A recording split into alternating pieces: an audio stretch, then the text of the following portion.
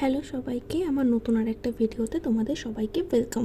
আজকে বানাবো একটু পায়েস, কারণ আমার এক বান্ধবীর জন্মদিন, তো ও বিকালে আমাদের বাড়িতে আসবে, তো ভাবলাম যে ওর জন্য একটু পায়েস বানাই। ফার্স্টে আমি গোবিন্দভোগ চালটাকে ধুয়ে নিয়েছি, তারপরে 1 লিটার দুধ লো টু মিডিয়াম হিটে গরম করে নেবো।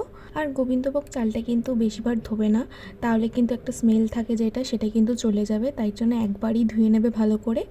চালটা ধুয়ে কিন্তু আমি 1 চামচ মতন ঘি ওর মধ্যে মাখিয়ে রেখেছিলাম, যাতে চালটা দুধের মধ্যে দেওয়াতে ওটা যাতে গায়ে গায়ে লেগে না যায় ভাতগুলো।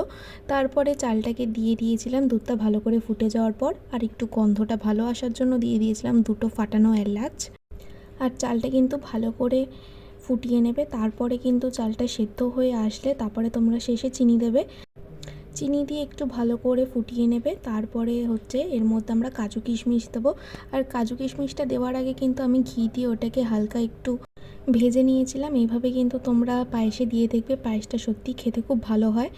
এটাকে দিয়ে একটু নাড়াচাড়া করে স্বাদটাকে ব্যালেন্সে আনার জন্য দিয়ে দেবো একটুকুনি লবণ, আর আমার পায়েস রেডি। আমার এই ছোটো ছোটো ভিডিওগুলো ভালো লেগে থাকলে অবশ্যই লাইক, কমেন্ট আর শেয়ার করে দিয়ে পাশে থাকবে। সাবস্ক্রাইব করতে কিন্তু ভুলবে না। তো চলো, পায়েসটা তো রেডি হয়েই গেছে।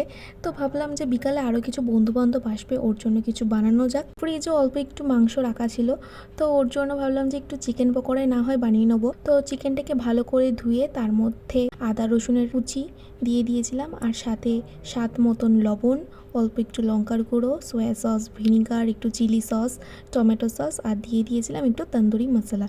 তন্দুরি মশলা দিয়ে তোমরা চিকেন পকোড়াটা একবার বানিয়ে দেখবে, সত্যিই খুব ভালো হয়, আমার তো খুবই পছন্দের। তো এটা ম্যারিনেট করে রেখে দিয়েছিলাম ফ্রিজে। ততক্ষণে রুমটাকেও সুন্দর করে সাজিয়ে নিয়েছিলাম। ডেকোরেশন করতে করতে তো অনেকটাই সময় চলে গিয়েছিল এটুকুনি সাজাতেই।